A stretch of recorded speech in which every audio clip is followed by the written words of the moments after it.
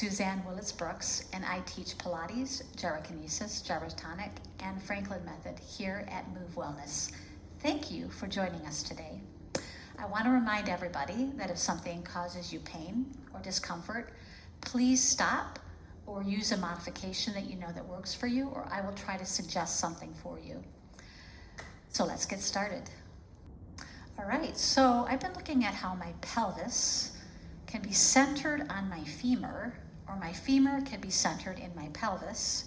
And it's important because I'm going to be doing this activity if I'm doing yoga, if I'm doing gardening, if I'm going to be reaching for something that's a little bit out of my way. I'm going to have to put my pelvis on top of my leg bone, right? And that could be anything that we do during our daily activities. And you can think of anything in Pilates if you're on our knees or you're standing, and gyrotonic as well. So what I want to look at today is how my pelvis would be moving around my femur, which is interesting. So I'm going to grab my semi-skeleton here, and we're going to look at basically, my little guy here is going to put his pelvis on top of his femur, or bring it backwards, right? So I'm kind of like looking at how my pelvis can kind of circle around my femur, right? As opposed to my femur circling around inside my pelvis.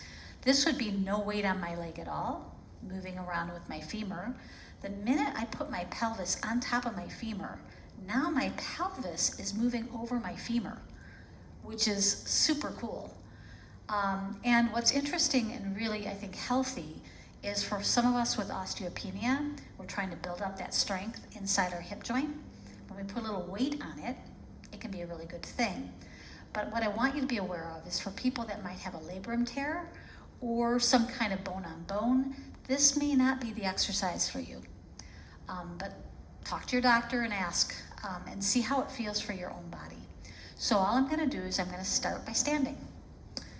So I'm gonna move my chair and my skeletons a little bit.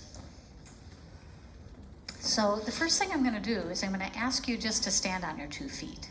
So we're standing on our 2 feet, and I want you to notice if you shift a little bit to one foot or the other, how you can feel that the pelvis is actually going to sit right up on top of that femur bone, which is your leg bone or your thigh bone.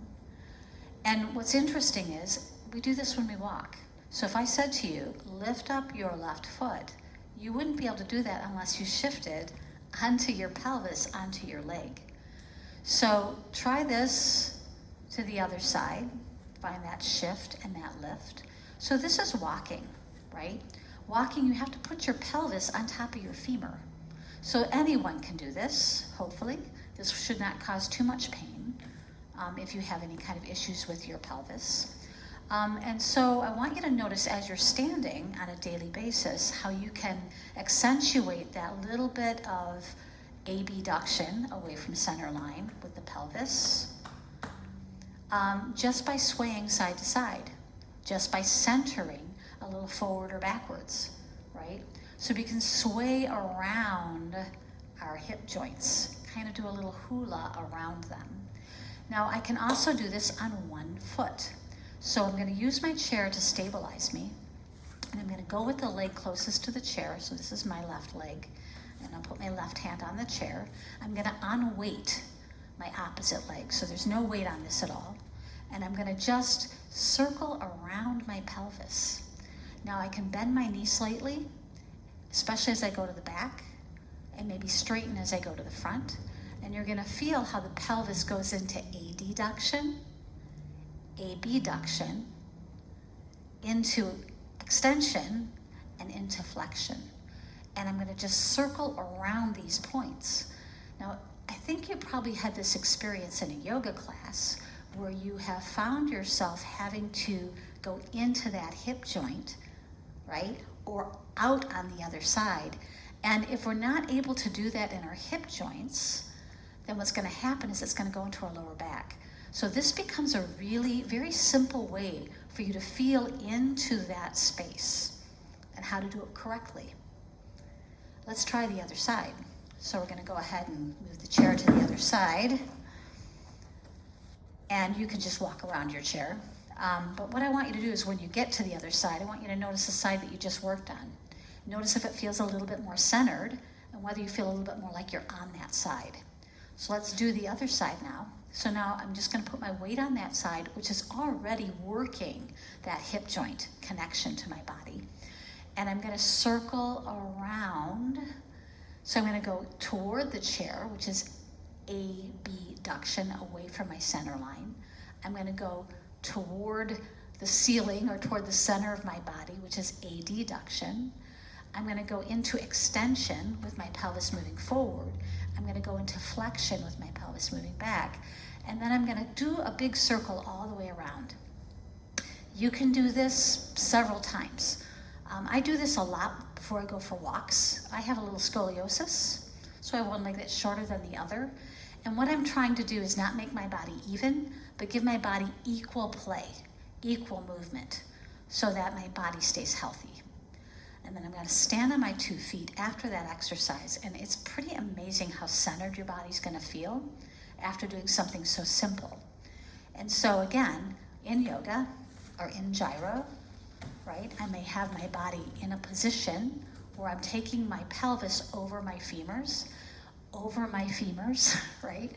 Not necessarily here, but a little bit here, right?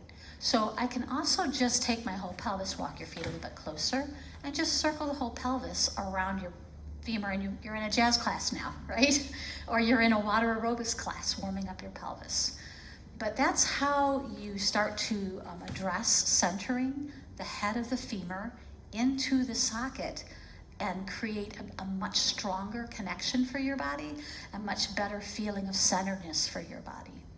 So have fun with this exercise. It's something I think is very helpful on so many levels.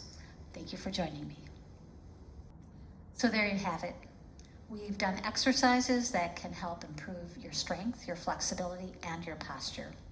If you have any questions or comments, or you'd like to see something that you haven't seen yet on our videos, please push the like button, comment below, and have a lovely day.